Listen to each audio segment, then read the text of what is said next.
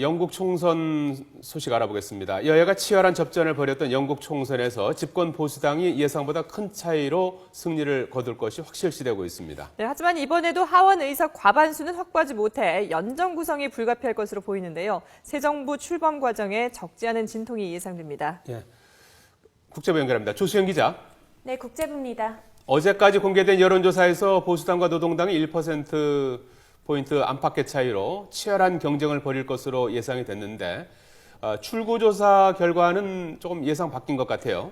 예, 최종적인 결과는 아니지만요. 출구조사 결과 집권 보수당이 예상보다 큰 차이로 노동당을 누르고 승리할 것으로 나타났습니다. 출구조사에서 보수당은 지난 2010년 총선 때보다 9석이 늘어난 316석을 확보할 것으로 예측됐는데요.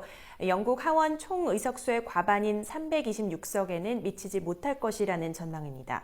노동당은 239석을 얻는 데 그쳐서 19석이 줄어들 것으로 예상됐는데 1987년 이후 가장 저조한 성적입니다. 그리고 또 하나 눈길을 끄는 점은 스코틀랜드 독립을 주장하는 SNP의 약진입니다.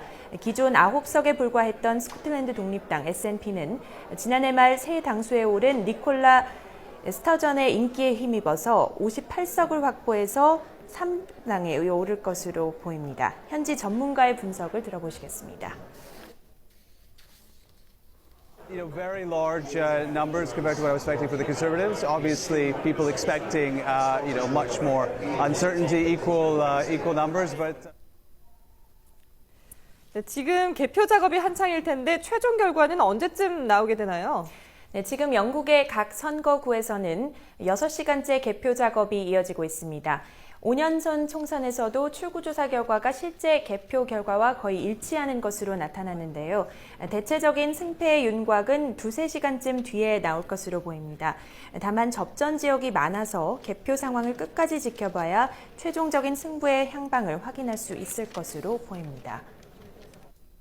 자, 5년 전에도 적중했다고 하니까 말이죠. 출구조사 결과가 맞는다면 앞으로 정부 구성은 어떻게 되는 겁니까?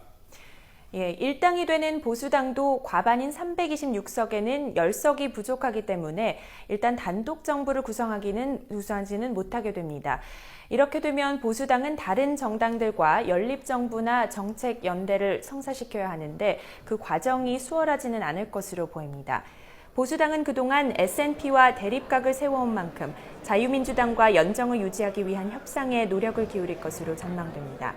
연정이 어떻게 구성되든 SNP가 58석이나 차지하게 되면 다시 한번 스코틀랜드 독립투표를 주장할 가능성이 있는데요.